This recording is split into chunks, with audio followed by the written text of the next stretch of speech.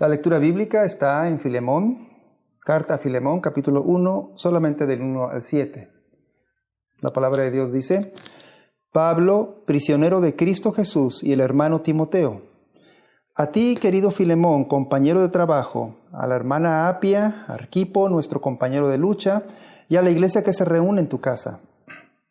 Que Dios nuestro Padre y el Señor Jesucristo les conceda gracia y paz.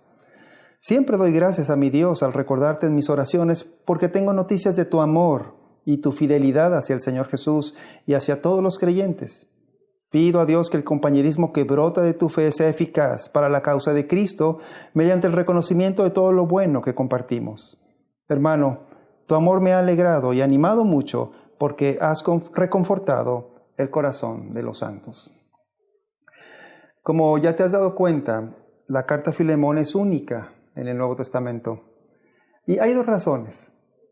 Primero, porque es la carta más corta de las cartas de Pablo, solamente tiene 25 versículos. Y tal vez por eso sea la carta menos conocida de Pablo.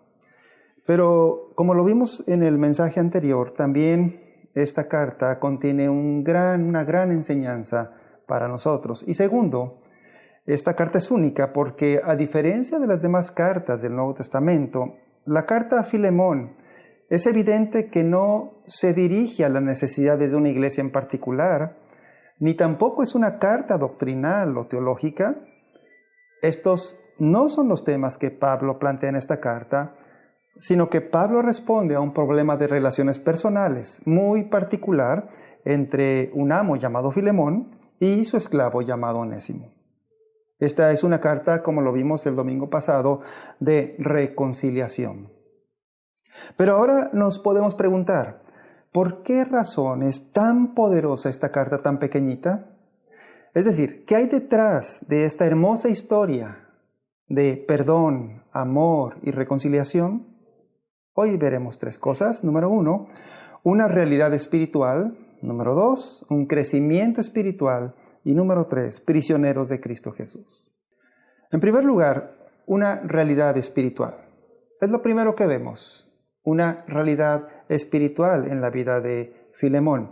Y en la primera parte de la carta a Filemón, antes de la petición que le hace de recibir de vuelta a su esclavo Onésimo, Pablo, en los primeros versículos del 1 al 7 que leí, primero como que prepara el terreno, prepara las cosas antes de ir al tema principal y antes de ir a la difícil petición que le iba a pedir a Filemón acerca de su esclavo Onésimo. Lo que hace primero aquí el apóstol Pablo es señalarle a su amigo y hermano Filemón que en verdad su fe era una fe real y genuina. Que su fe no era algo emocional o superficial, y que por lo tanto lo que le iba a pedir a Filemón no iba a ser por fuerza o algo forzado, sino como una respuesta de un fruto verdadero de su fe en Jesucristo. Pablo comienza su carta a Filemón diciendo lo siguiente en versículos 4 y 5. Siempre doy gracias a mi Dios al recordarte en mis oraciones, porque tengo noticias de tu amor y tu fidelidad hacia el Señor Jesús y hacia todos los creyentes. Lo que Pablo dice aquí es que Filemón tenía una fe verdadera. Pablo entonces habla de la realidad espiritual de la fe de Filemón.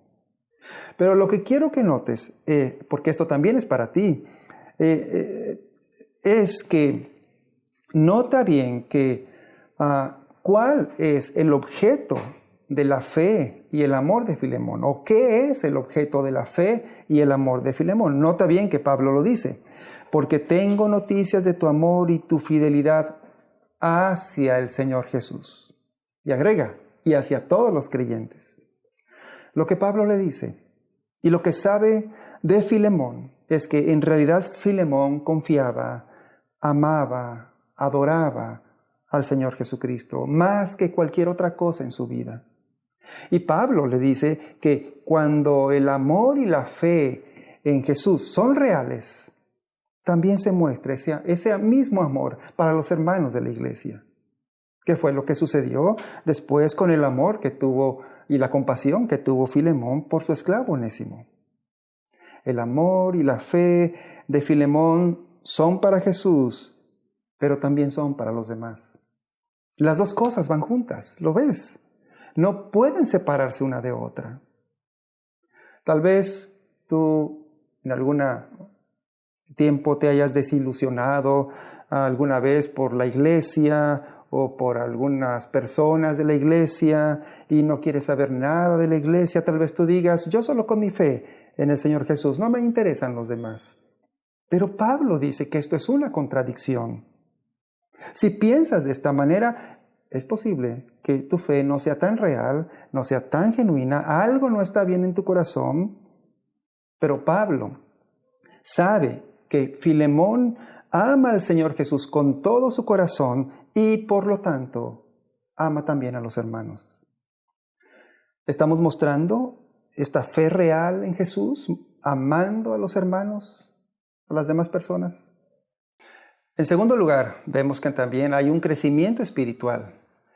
Después que Pablo menciona la fe real de Filemón, Pablo ahora habla del crecimiento espiritual en la vida de Filemón, como creyente en Jesús. Pablo le escribe en el versículo 6, pido a Dios que el compañerismo que brota de tu fe sea eficaz. Y agrega, para la causa de Cristo mediante el reconocimiento de todo lo bueno que compartimos. Esta frase del versículo 6, el compañerismo que brota de tu fe, en otra versión de la Biblia dice, la participación de tu fe, implica que Filemón estaba creciendo espiritualmente. Y el apóstol Pablo le pide a Dios por esto en la vida de Filemón. Mira, un cristiano, un creyente en Jesucristo, es alguien que crece. En otra parte de la Biblia, dice que cuando alguien se convierte en cristiano, se le compara con un bebé, como un recién nacido, nacido de nuevo. Por cierto, si tú eres un recién cristiano, o sea, un bebé espiritual, toma nota de este comentario o de esta nota de un pastor de hace algunos siglos que se llamó John Newton, que por cierto fue el autor del himno Sublime Gracia. John Newton escribió algo interesante para los cristianos recién nacidos o que acaban de convertirse. Cito a John Newton. A los cristianos recién nacidos, bebés, se les debe decir que las cosas negativas son extremadamente importantes en su crecimiento.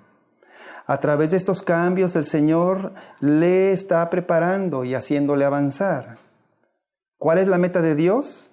Que aprendas a sentirte seguro en el corazón de Jesús, el amado, de modo que sea muy difícil que algo externo te perturbe. Cierro la cita. John Newton. Y lo que entonces vemos aquí es que si son cristianos bebés, un bebé no se queda para siempre como un bebé. Un bebé crece, se convierte en un niño y después en un joven y luego en un adulto. Así es la vida cristiana. No es algo estático, va creciendo poco a poco. Por eso Pablo le pide a Dios, le dice, pido a Dios que el compañerismo que brota de tu fe, acerca de Filemón, sea eficaz. Pero nota algo más. Este crecimiento espiritual consiste en que Filemón ha aprendido a tener un buen compañerismo con los demás hermanos. Pablo lo dice 2 veces. Dice, pido a Dios que el compañerismo que brota de tu fe sea eficaz. Y luego dice, sea eficaz para la causa de Cristo mediante el reconocimiento de todo lo bueno que compartimos con los demás. Entonces, ¿de qué se trata el crecimiento espiritual de un cristiano? No solo se trata de tener más conocimiento intelectual. Tampoco se trata de tener alguna experiencia con Dios de tipo espiritual. Para Pablo, como lo dice aquí a Filemón, y esto es el punto que debes ver, el crecimiento de una persona en la fe se trata del conocimiento que tenemos de Cristo y la manera en que nos damos cuenta que estamos captando esta verdad tiene que ver con el servicio, con el compartir con los demás, con el colaborar juntos, unos con otros, dentro de una amistad con los demás creyentes, dentro del compañerismo con los cristianos. Con esto no estoy diciendo que debas estudiar el estudio bíblico, ni puedas buscar una experiencia de intimidad con Dios, sino que la historia de Filemón con su esclavo Onésimo Una historia de amor, de aceptación, de perdón, nos describe muy bien lo que significa, qué es cuando un cristiano crece espiritualmente. Esto es lo que hay detrás de esta hermosa historia de perdón y reconciliación, la realidad de su fe y el crecimiento espiritual en la vida de Filemón. Número 3. Prisioneros de Cristo Jesús. En tercer lugar vemos también esto, debemos ver esto. Ya notaste seguramente que esta carta es acerca de un esclavo llamado Onésimo y tal vez te preguntes esto. ¿Por qué razón Pablo no denuncia o no aborda el tema de la esclavitud? Tal vez estés extrañado de por qué Pablo no denuncia este terrible mal aquí, o por qué no le pide a Filemón que lo libere inmediatamente, que ya no tenga esclavos. Pablo no hace eso. ¿Por qué? Hay una cita que voy a compartir de un pastor que se apellida Lightfoot, y cito al pastor Lightfoot. Dice, en el Nuevo Testamento, y en particular en Filemón, se anuncia un principio que al final resultó fatal para la esclavitud con el tiempo. Y es este, que el esclavo Onésimo, a pesar de su esclavitud, en Cristo era un hombre libre. Y el libre Filemón, a pesar de su libertad, era un esclavo o prisionero de Cristo.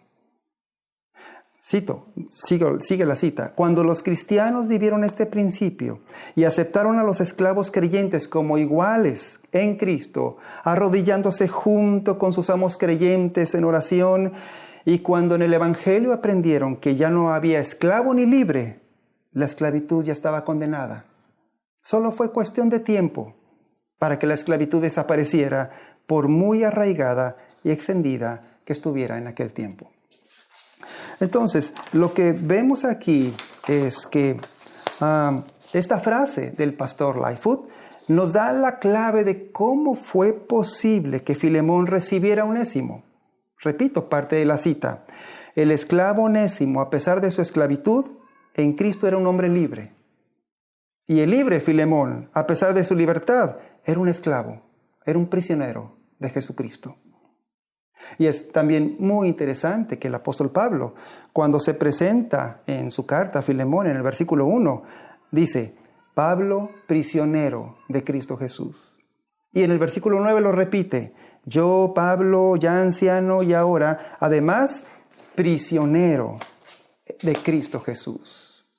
El apóstol Pablo, al llamarse prisionero de Jesús, no solo lo está diciendo en sentido literal, porque es verdad, Pablo estaba encerrado en una prisión, sino que Pablo sabía que él tenía un amo en el cielo y que ya no se pertenecía a sí mismo, sino que ahora era propiedad de Cristo Jesús, era prisionero de Cristo Jesús. La Biblia enseña que antes de conocer a Cristo somos esclavos del pecado, del diablo, de la muerte. Pero Cristo, nuestro Redentor, nos ha rescatado y ha pagado nuestro rescate con su sangre que derramó en la cruz. En aquellos tiempos, la costumbre de aquel tiempo, un redentor era alguien que decía, yo pagaré la deuda por ti para redimir a esta persona de la esclavitud. Y el esclavo ahora pasaba a ser propiedad de su Redentor y ahora vivía para su Redentor.